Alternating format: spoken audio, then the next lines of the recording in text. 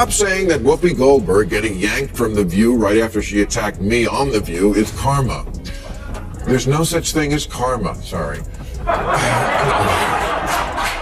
Sorry, but life is random. The only word to describe it when a big game hunter gets trampled by an elephant and then eaten by lions is hilarious. Bill Maher is back with his signature no-holds-barred critique, this time targeting Whoopi Goldberg, famous for her often divisive opinions on The View. When Maher and Goldberg went head-to-head, it quickly turned into a verbal showdown. Maher zeroed in on her latest comments, pointing out the contradictions and flawed reasoning woven throughout her statements. People can't afford to indulge rich white people's need to endlessly flagellate themselves. They just want prices to go down and good jobs and the police when you call them. Well, if he's right, then why didn't people vote for the former prosecutor who actually had policy plans to help the working class? Another target of Maher's ire is what he calls false wokeness. His critique hit so hard that Goldberg scrambled to defend herself, even though tensions between Maher and The View weren't new. Goldberg's attempt to even the score seemed influenced by past clashes with Sunny Hostin, but instead of offering a solid counterargument, her approach came across as haphazard, throwing out points to see what would stick, a tactic Maher quickly dismantled.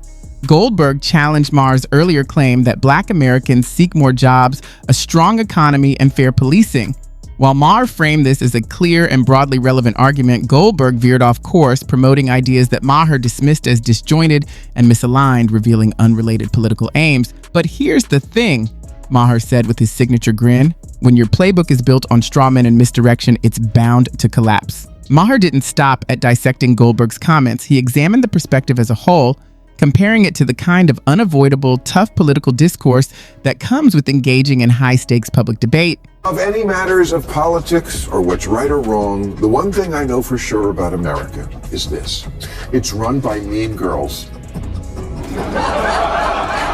Mean girls in the press and in politics and in life. And when they smell blood in the water, the lust to finish off a vulnerable person will never be denied. He argued that The View thrives on controversy, often sacrificing nuance for sensationalism.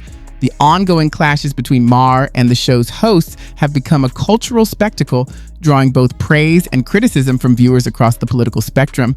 Maher sees his latest exchange with Goldberg as more than just a single flawed argument. It's, in his view, a clear example of a broader trend toward ideological rigidity and performative outrage. Clearly, this battle is far from finished. Whether you view their ongoing feud as an essential cultural critique or merely another round of political theater, one thing is undeniable. Bill Maher versus Whoopi Goldberg is a showdown you can't ignore. It was reminiscent of watching someone walk a tightrope over a pit of lions when Charlemagne the God made his daring debut on The View. If he wondered whether he had stepped into another dimension after witnessing the chaos, it would have been hard to blame him. President Joe Biden, the self-proclaimed guardian of justice, sparked major controversy when he pardoned his son, Hunter Biden, following Hunter's conviction on corruption and related charges. The hypocrisy is glaring.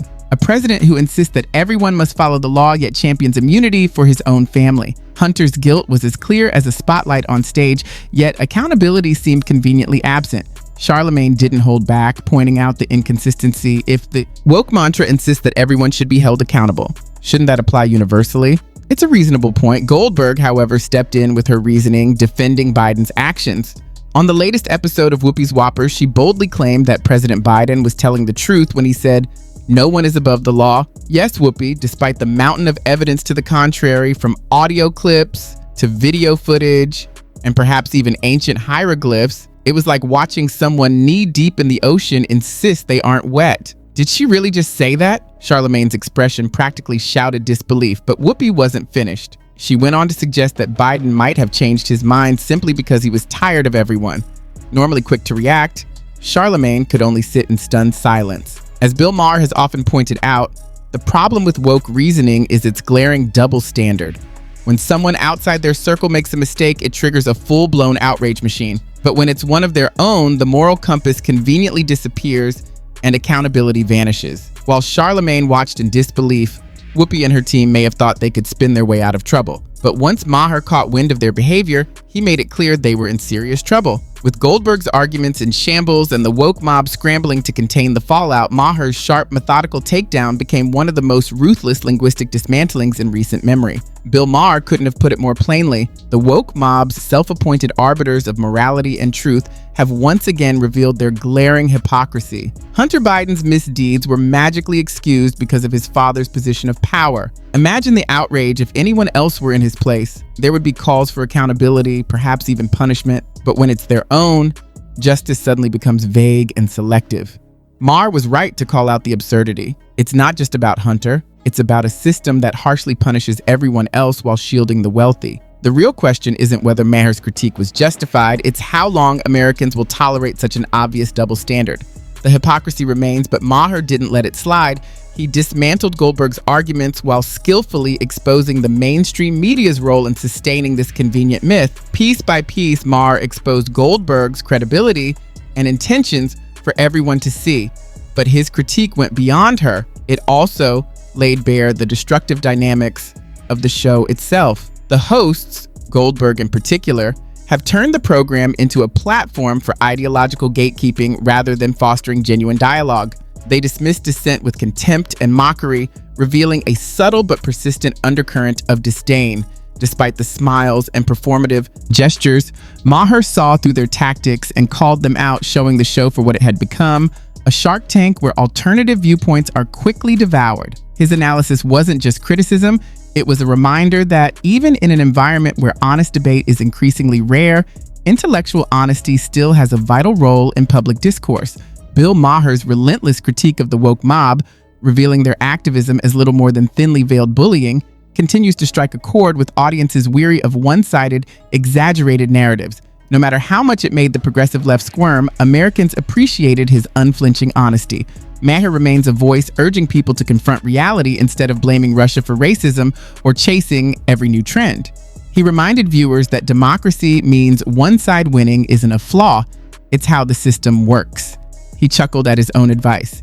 If the left wants a real shot in 2028 or perhaps 2029, they need to stop playing the victim and start preparing for the next election. The reference to 2132 highlighted the Democrats' sanctimonious preaching and the woke mob's often unreasonable agenda. From performative protests to endorsing biological men in women's sports, actions that alienate middle-class voters. If the Democrats hope to reclaim the presidency, until that shifts, Maher argues, the woke mob's antics will keep backfiring. Instead of chasing radical ideals, they should focus on policies that resonate with everyday Americans. Remarkably, Maher's latest critique didn't just dismantle Whoopi Goldberg's arguments, it left her exposed in the wake of her own contradictions. His sharp, methodical logic turned her attempt to discredit him into a masterclass in reasoning and strategy, cementing his reputation as a formidable opponent of the woke crowd. The recent Goldberg fiasco showcased Maher at his best, witty, incisive, and unrestrained in his critique. Bill Maher quickly pointed out the glaring irony of a co-host on a show that claims to welcome diverse viewpoints, criticizing him simply for holding a different opinion. Apparently, tolerance only applies if you agree with them.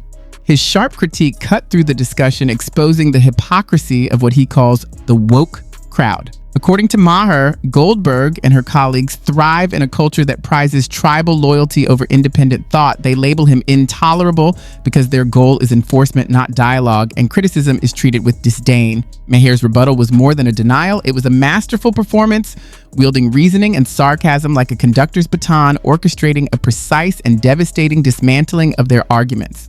Maher laid bare the widespread intellectual dishonesty thriving in these so-called progressive spaces, dissecting their flawed logic with the precision of a master at work.